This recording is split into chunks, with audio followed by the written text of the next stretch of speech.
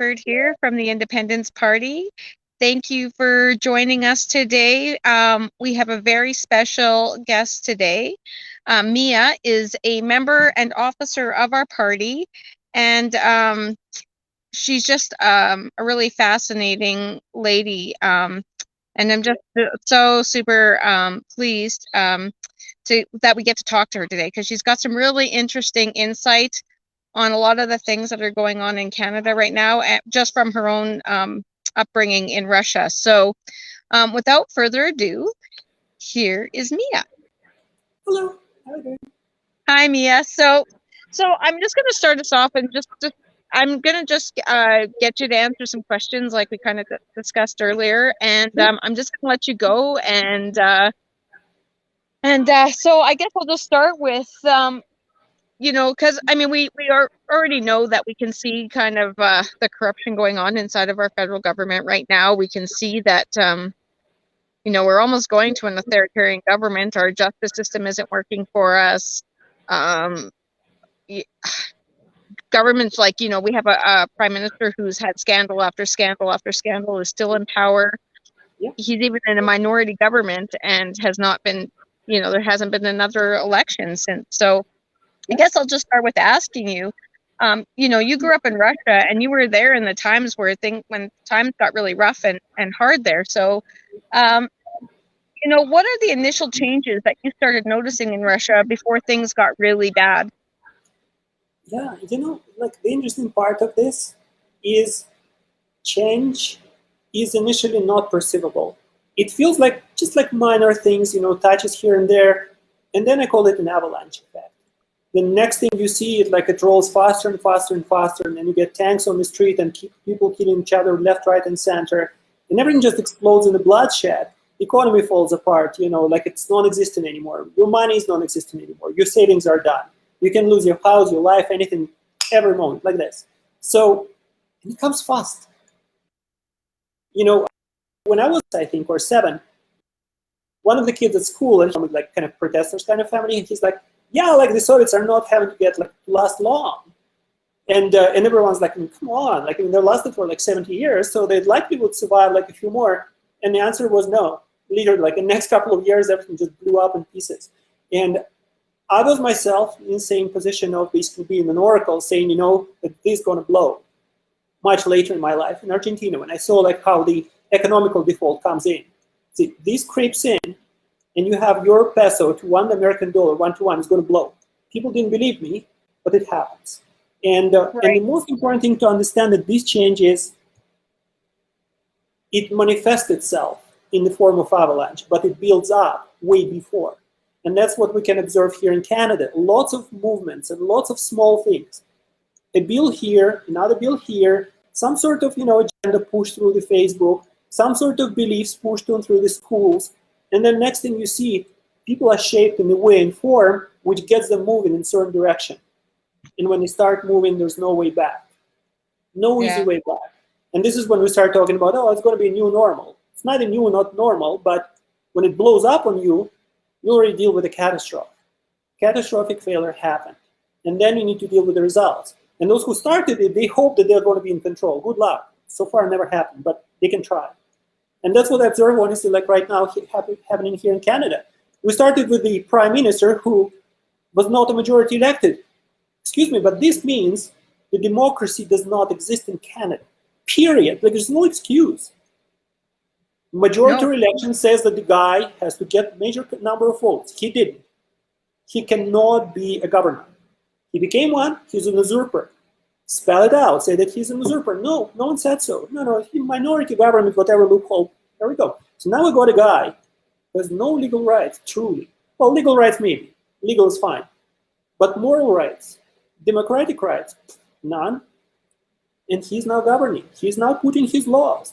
He's enforcing, saying, let's take away the guns. Let's impose the bill on freedom of speech. Let's do this. Let's do that. Human lives are and will be destroyed by these actions. By a person who came in without any proper democratic, truthful procedure. That's horrible. And do we see like an uproar or something? No, people can take it and say, yeah, well, we have the concept of minority government, and minority government, it's okay. It's kind of, no, it's not okay. This is how it starts. Little spark, then it burns the fire. That's a favorite communist slogan. The spark will light a fire. Oh, the spark. And there's a fire now. So, Yeah, absolutely. So in Russia there, when then in the 90s, I guess, when the communists really took over, what was it like? Like, what was the economy like? What was like day-to-day living like? mhm. So the interesting thing there was, so communists as a party themselves, they were always like a minor part of the population. Um, so I was born in the 70s, and I was going to school in the 80s, university in the 90s. And what I observed was a completely rotten, corrupt government structure with an economy which used to be powerful but was like way more dysfunctional, losing any sort of control and meaning. And most importantly, with the people who completely lost any sort of respect or trust in the various institutions which were governing their lives. And the most important thing there to understand is no culture, no government can exist without underlying ideology. There shall be belief that they're legitimate. The moment they destroy the legitimacy, boom, it falls apart. And that's what I observed. So the communist power was falling apart. And they were not even the majority of the population. There was like 20, 30% of the population at all, at best. And in fact, being a communist meant that you just have some bonuses. For example, if you have a vacations from work, right? And if you're a member of party, they will pay for your hotel. If you're not a member of party, they will not. You have to pay it yourself. Big deal? No. But so by the time I was a kid, being a communist became like a commodity. It became a part of saying, you know what, it's kind of, it's useful. It gets you easier to get you like in sort of like, not in the power struggle, but getting a little bit more power, a little bit more authority, and some extra money, like just general things which people kind of appreciate. But there are lots of people who just didn't. Like in my family, for example, some members were, some members weren't. Like it depends. Like no one forces it. And the day-to-day life was, I would guess, like it's not much different from anything else. The main difference was more in the cultural aspect, because we had this generation of people who learned the survival. They survived revolutions, wars, and all. So for them, having a pair of pants and a little bit of bread is good enough. They survive, right? So there's no concept of saying, luxury. Like, why do you need to have to choose from like 200 different models of cars? You have 3. It's good enough. Big one, little one, small one. Choose your car, drive it. You're good. Or it's a crappy car, it falls apart. Well, you're supposed to be a mechanic, fix it. So there was never really a notion of saying, that things supposed to be comfortable to you. And this is why when this whole communist system was met with exposure and more exposure to the Western lifestyle, it was the Western lifestyle which actually broke the crack through the wall. And I remember I used to live in Eastern Berlin, just next to the wall actually, so it's in 88. And like our building was like this, like a corner, and here's the actual wall. I remember 2 things. One was that the walls were 2 walls in Berlin. The socialist wall, which was like a crappy little, almost like barely 2 meters, like gray, rotten concrete. And then across the land of nowhere, there was a huge, tall, perfectly built capitalist wall with electric wire on top under this like huge orange cap. And then behind it, there was these houses, like these tall buildings with a lot of ads on top of them. And I look at this and think, okay, well, here's the socialist today and here's your capitalist future maybe. And then there was like a checkpoint. And every morning you see 2 lines of cars. There was a bunch of people from the Western Berlin coming to the East to buy cheap food, because food was good, food was cheap. And then people from the East Berlin coming to the West to buy television sets and, and CD players and cassette players back in the day, and other stuff like that. So you can see how the cultures like interacting. And that's what's happening all over this rotten old Soviet system, all across the Europe. I've seen it in Poland, I've seen it in Hungary, I've seen it in East Berlin, I've seen it in Russia. And this is how it starts falling apart, because day-to-day life of the people, it's not really that much different, but it is an opportunity of what you can get in the future with all your life. This is where you get your work. And this is where people start thinking, saying, like, is it this how I want to live for the rest of my days? Is it that how I want my children to live for the rest of their days? Or there's another way? And this is what actually started to fall apart in the Soviet system. And this is like, by the time I was a kid already, My God, like there's no one cared about all the stories about like how communism is beautiful and useful. It was laughable. Like I was a rebel, I know. Like I mean, I was expelled from the Young Communist Party for not being compliant and stuff like this. So, but it was just my choice. Like I mean, I did not comply. I did not respect them. I did not like them. And the fact that communist system cannot even destroy me by this time says like how weak it was. But on the other hand, you know, where we faced the pitfall in late 80s when the Gorbachev came in, and it's just like those who came after communists, they did not have any model of the future. It was just a bunch of gangsters who came and basically said, hey, I used to be a director in the factory hired by the government. Now I can be an owner of the factory and I can buy myself a yacht. And then someone else is going to shoot you and then else one coming. And then the whole gangster war started in the 90s. And it all blew up so fast, so quick, and such a bloodshed. Lots of dead bodies everywhere. It's like it disintegrated. And all of this started with the failure of the ideology back in around 60s, 70s when I was a kid, with the failure of social system in the 80s, especially undermined by interruption in Afghanistan. When Soviet propaganda was saying, oh, Americans are so bad, they went to Vietnam. What are you doing, guys? You went to Afghanistan. Excuse me? You have no moral right to complain. But they did, and it failed. You know, and then after all of this blew up, and then people run away in the street saying, hey, let's do perestroika, let's live like Americans. Everyone is going to have 2 cars in the big white house on top of the hill. It's beautiful. You know, and people have no notion, no understanding of how the society works and what Americans pay for these 2 cars and house on hill. So everyone came with these preconceived notions from the movies. And when the system blasted away, they tried to do something, and then it all went downhill and self-destroyed. And what is right now Russia, it's a rotten dead corpse of this old Soviet system. And the communists themselves, the last pathetic part of it was the people who were supposed to bear the ideology, to share it with others, to drive others, to be leaders, they truly became the most disgusting larvae, criminals, traitors, corrupt buttholes, who literally destroyed everything around them. I doubt, like right now, today in Russia, there's anything as pathetic and disgusting and worth an insult than a communist. It's complete waste. And they did it themselves. And they started just like, again, like what I observe here, like, you know, like with Trudeau and others, they started by undermining the very principles of the society.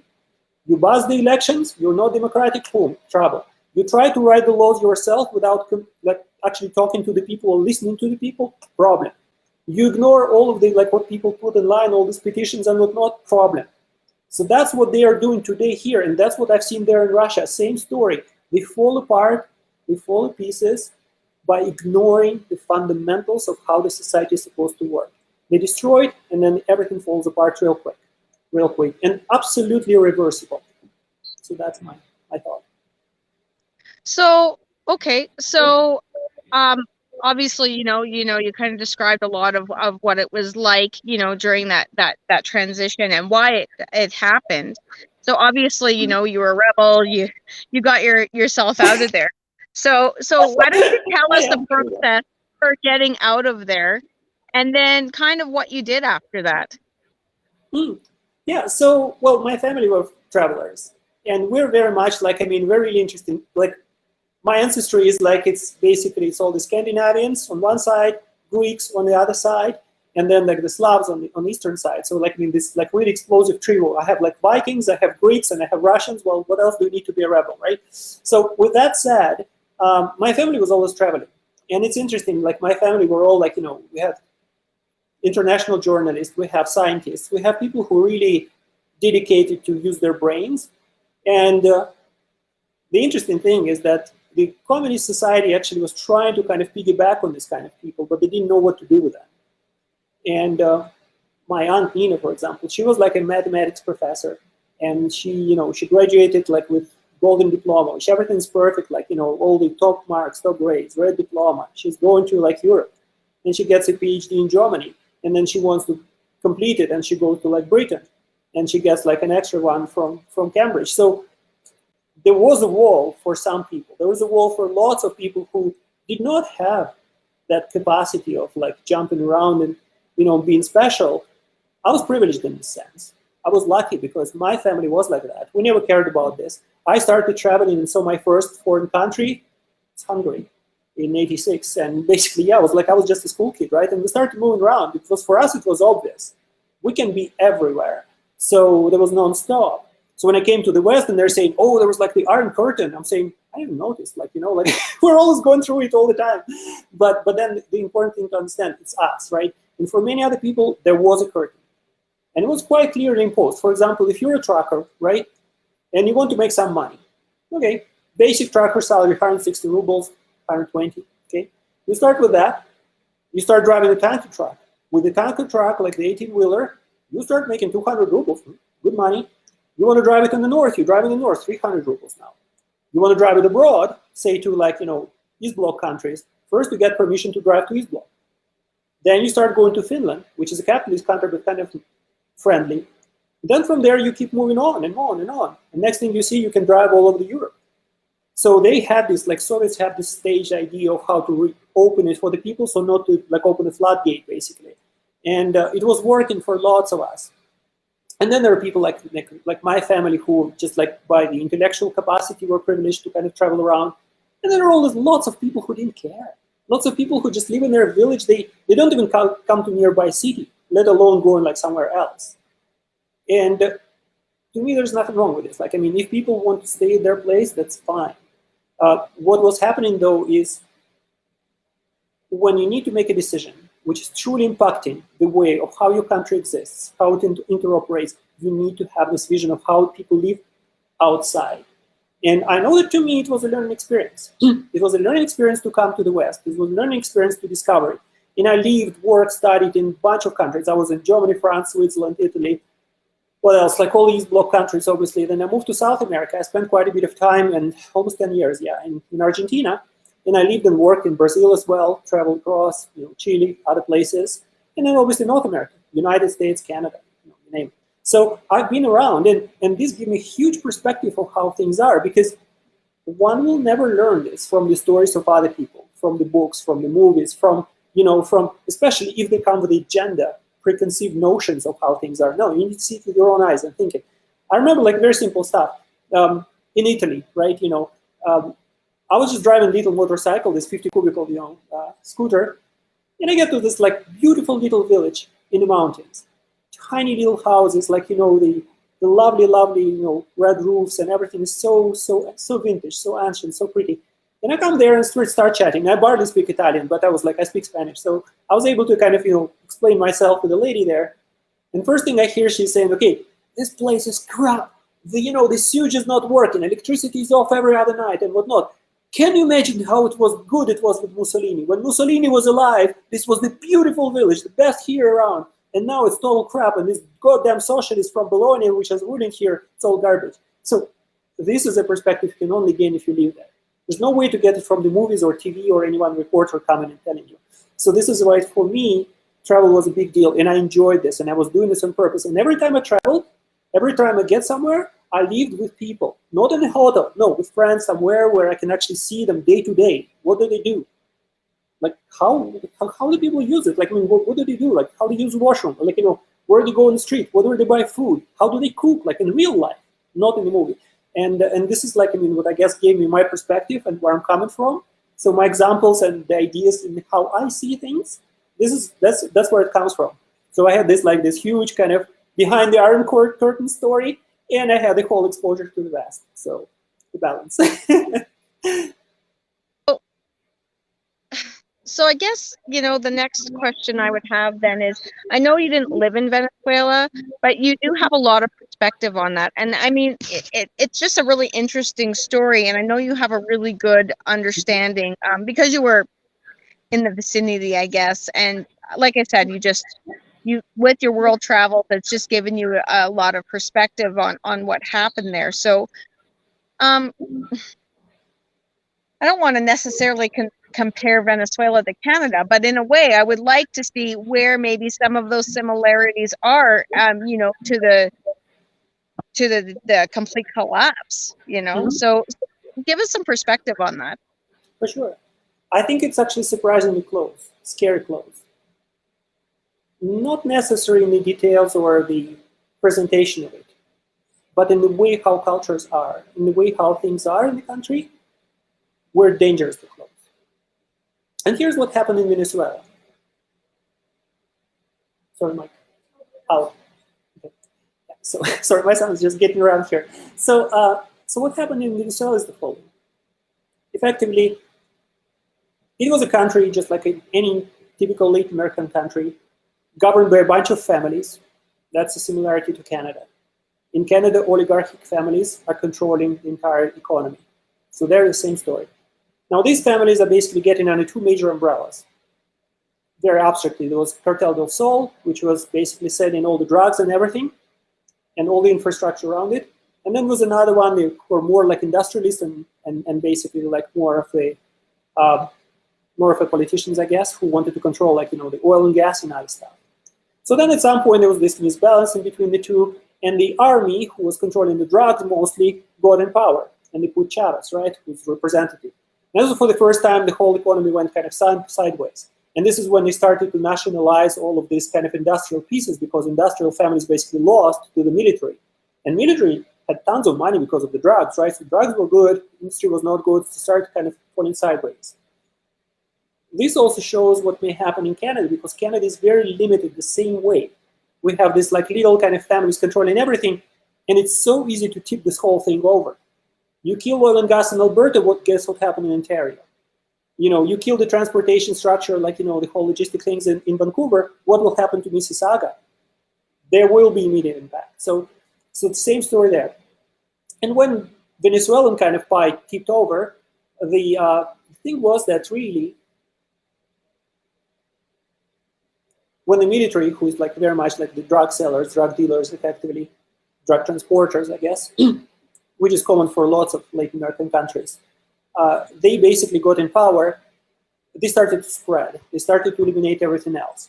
And they get to the point when the social catastrophe started exterminating middle class. That's an important thing to see. It's an important detail. It's also happening here in Canada. With this whole coronavirus bullshit, with this whole kind of wear the masks, now get injected, now get force injected, now you cannot even enter the city unless you're injected. These kind of things, they started there too. And people responded in the only way they can, they run away, right? So Venezuela lost millions of people who ran away, and there were people with education, people who are ready to work, people who are useful, people who are truly the meat of the society, the middle class. They're bare bones. They're people who are doing farm work. They're very important. They're people who are workers. They're very important. Middle class is the meat of the society. We create, we empower, we do so many things like in the whole big picture of things. Now all of this meat was like chopped over. Now what remained? You have on one hand the super rich criminals who got in power, initially pretending to be sort of democratic-ish, and ending up being just a simple totalitarian dictatorship. Just what Trudeau is heading towards. And then, on the other hand, you have all these really poor people. For someone who really wants to create a totalitarian society, they do not need anything else. People down below, they survive on like a piece of garbage food for $2 a day, and these $2 are given to them by the state. So like, if someone tells them whom we're going to vote in the next elections, I'm going to vote whatever it is, like Chavez, other crap, doesn't matter. Anyone who gives them $2, they're good enough for them. So this is this like huge layer of the society.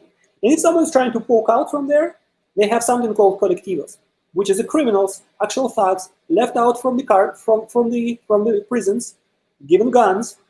They have this little crappy Chinese motorcycles they use. They just ride around and shoot anyone who is like trying to speak against their beloved president and their government. So this is how it works. Then you have this like extremely rich and extremely corrupted bastards. You have the layer of these gangsters and very corrupt police forces and other law enforcement who are very much affiliated in between the two. And then you have this huge layer of really poor people who have no notion, no capacity, no ability to rise.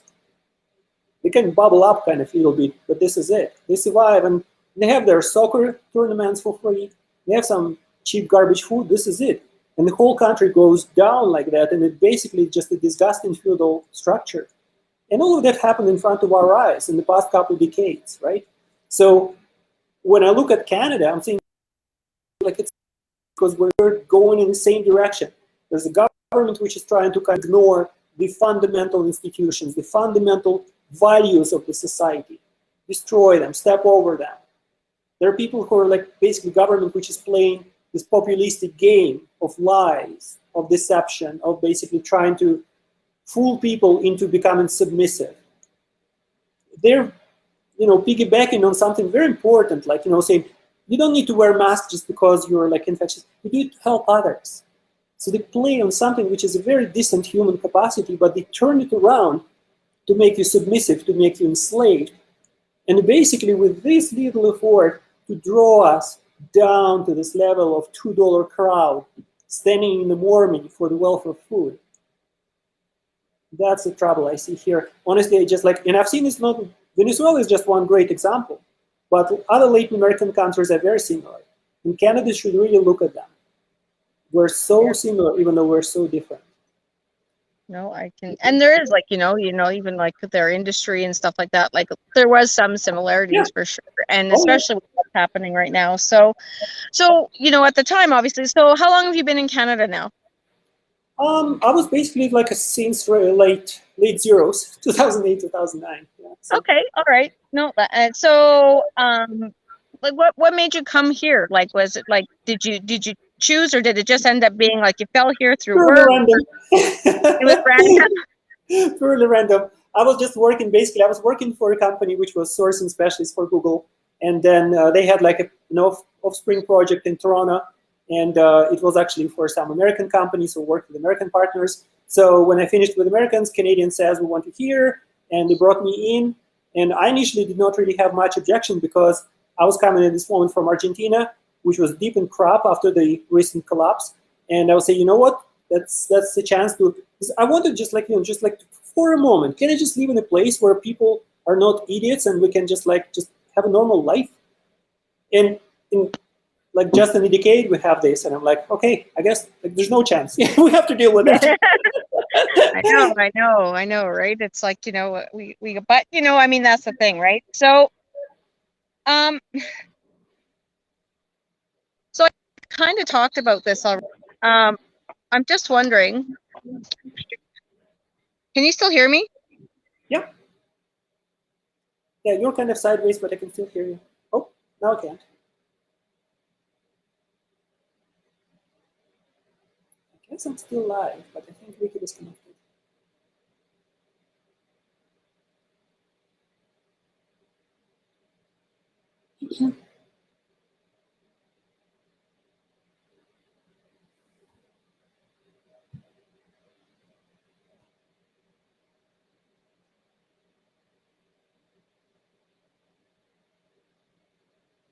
What about the rest of the people? Can you guys hear me on the Facebook? Or the live stream just chopped over?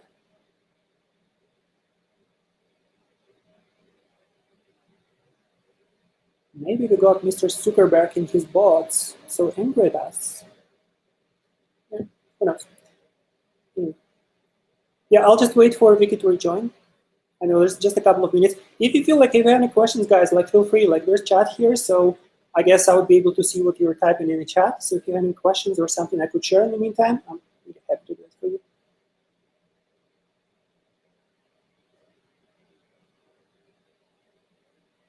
Mm-hmm.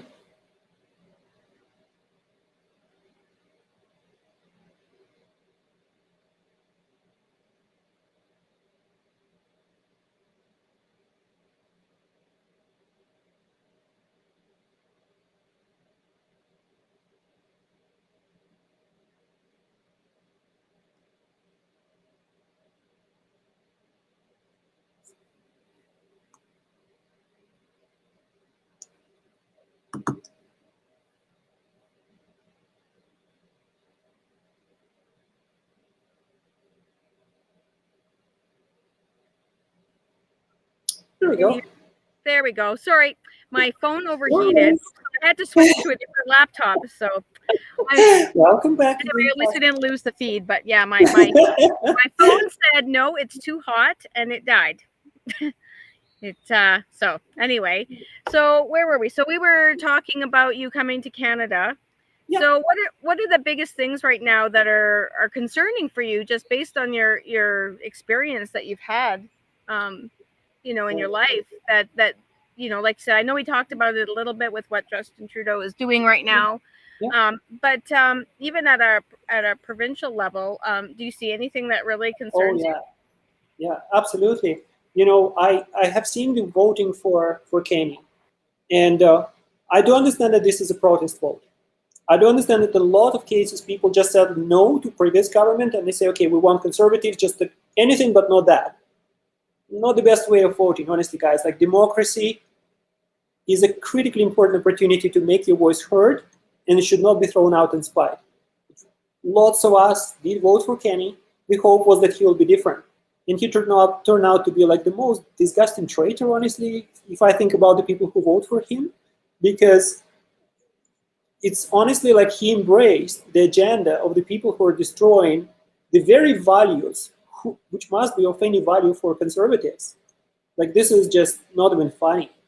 And the same story about Trudeau, the same story about others. That's exactly what I see here in Canada. Is the pattern is that no matter whom you elect, they behave the same. This is bad. This is totalitarian structure. It means you do not have choice. That's what totalitarian structure is. It's like Soviet Union. All of this like very typical comrades, all exactly the same. Vote anyone, it will be all the same. Nothing changes. Not democracy. Doesn't work. Bad. Another thing is values.